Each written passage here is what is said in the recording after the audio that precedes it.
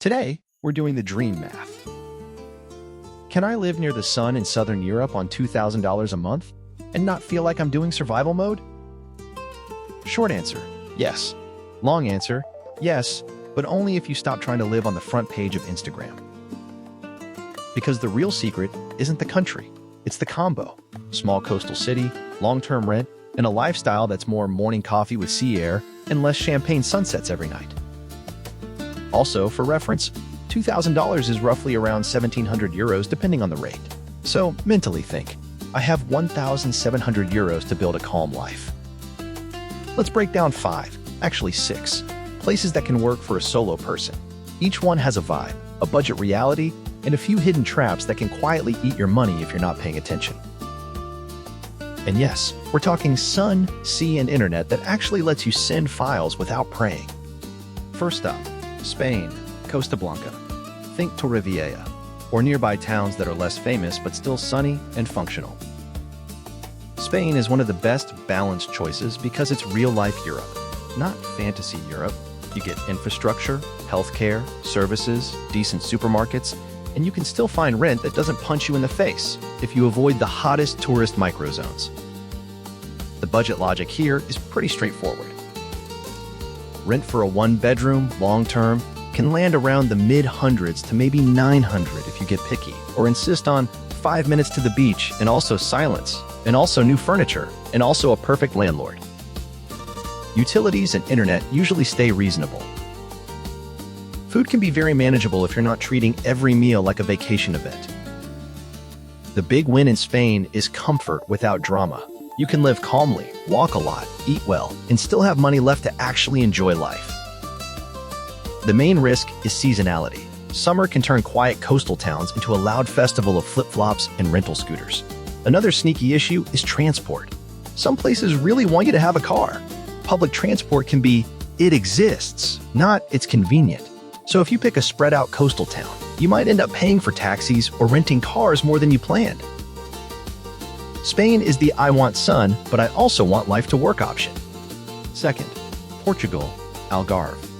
Let's talk Faro. Faro is a smart pick because it's not just a tourist postcard. It's an actual working town with an airport, hospitals, services, and a year-round rhythm. It has that southern vibe without being only a summer stage set. You're not always living directly on a beach street. The best beaches are often a short ride away on islands or nearby coastline. But that's the trade. You get a calmer city and better long-term living, with beach access as a quick trip instead of your backyard. Budget-wise, Portugal can absolutely fit into 1,700 euros. The trick is renting smart. Algarve is popular, and landlords know it. If you go short-term, your budget explodes. If you go long-term, suddenly it's very realistic.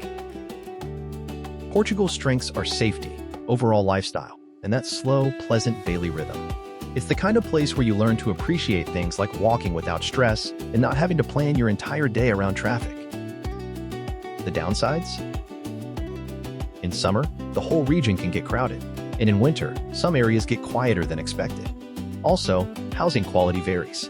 Beautiful old places can be surprisingly cold and humid in winter because Southern Europe sometimes treats insulation like an optional hobby. In language, you can survive with English, but if you want to feel like you're living there, not just visiting, a little Portuguese goes a long way. Third, Italy, the south, Puglia. Think Lecce as a base. If your goal is sun, beauty, and good food without paying northern Italy prices, this is where Italy suddenly becomes realistic. Puglia gives you that Italian charm and cuisine with a much friendlier budget than the big-name cities. Lecce is lovely, walkable, and you're not far from beaches. You can build a calm routine there and still feel like you're living inside a film, except the film occasionally features bureaucracy.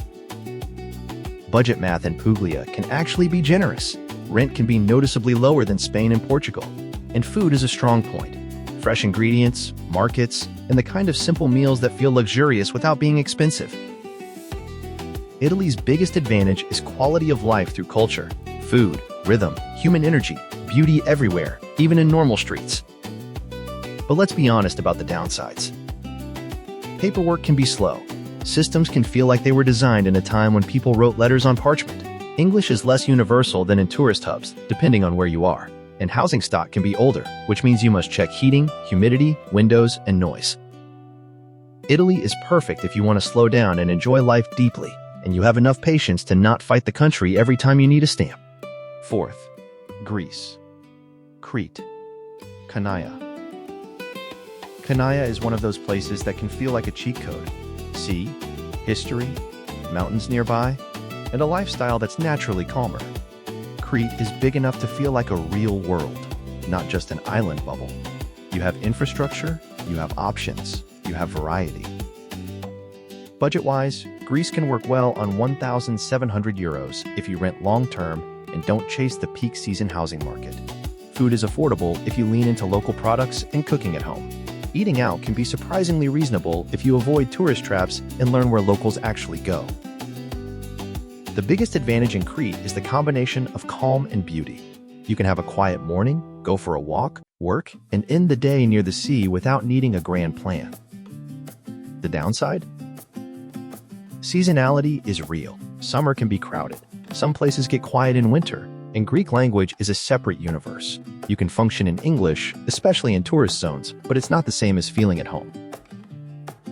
Also, island life. You're not trapped, but you are slightly separated. Flights are easy, but it still changes how you think about spontaneous travel. Greece is the "my nervous system needs a vacation every day" option. Fifth, Albania. Sarande. If Spain is balanced and Italy is soulful, Albania is the budget wildcard that makes you raise an eyebrow and say, "Wait, why is this so affordable?" Sarande sits on the Ionian Sea, facing Corfu. In summer, it's lively and touristic. Outside of peak season, it can be calm and very pleasant, and your money stretches far. On a 1,700 euro budget, you're not just okay. You have margin. You can rent comfortably, eat out more often, and still save. That's rare in coastal Europe right now. So what's the catch? Infrastructure is improving, but it's not Western Europe. You might deal with occasional power issues or a building that looks great on photos, but has its own opinions about plumbing. English isn't as widespread outside tourist bubbles, and winter can feel quiet, like the town is taking a nap. But if your priorities are sun, sea, and maximum value, Albania is extremely hard to beat. It's like finding a coastal espresso that tastes like Italy, but costs like it's 2010. Bonus, Montenegro. Kotor. Kotor is stunning. Like, I can't believe this is my Tuesday. Stunning. It's a small historical town on an incredible bay with mountains rising behind it. The vibe is calm, scenic, and a bit cinematic. Montenegro uses the euro, which makes financial life simpler. Budget-wise, you can definitely live on 1,700 euros, and often below that. The lifestyle is slower, the scenery is ridiculous, and if you like walking, hiking, and calm evenings, it's a strong candidate. The trade-offs. Kotor is small, really small. If you need constant variety, it might feel limited. Summer can bring cruise ship crowds. Winter can be wet and quiet. Public transport can be underwhelming, and many people end up wanting a car for freedom. Montenegro is the quiet beauty with a side of practical compromises option. Now let's talk about the real rules of living near the sun on $2,000 a month. Rule 1. Rent decides everything. You can have the best country in the world, but if you pay tourist rent, your budget is gone. You want long-term rental contracts, not short-term seasonal pricing. Rule 2. Don't confuse near the sea with on the sea. The difference between 5 minutes from the beach and 15 minutes from the beach can be hundreds of euros per month. And the funny part is, you'll still go to the sea. You'll just walk a bit more, which is actually the whole point of moving. Rule 3. Be honest about your lifestyle. If you cook at home most days, you'll live comfortably almost anywhere on this list. If you plan to eat out daily, drink cocktails every night, rent the newest apartment, and run the air conditioner like a rocket engine, you can do it, but don't act surprised when your budget starts crying. Rule 4. Check winter comfort. Southern Europe can be sunny and still have homes that are cold and humid. Ask about heating. Ask about insulation. Look for air conditioning that also heats. Don't romanticize stone walls. Rule 5. Internet matters. All these places can handle remote work, especially in cities, but always test it. If your work depends on video calls and uploads, have a backup mobile hotspot plan. You don't want to lose a client because your router decided it's taking a Mediterranean break. So what's the best choice? If you want the most balanced, easy daily life, Spain. If you want safety and a calm EU lifestyle with a strong base, Portugal.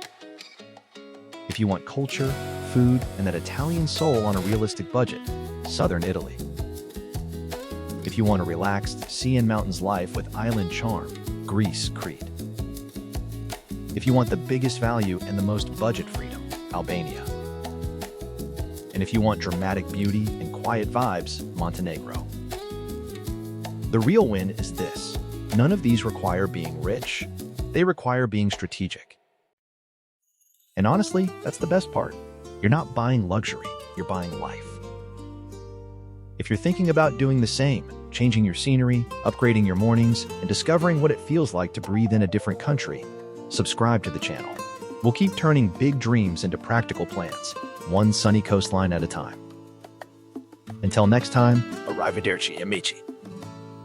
Now tell me, if you had to choose just one, would you pick the cheap and sunny wildcard like Albania or the smooth and stable option like Spain?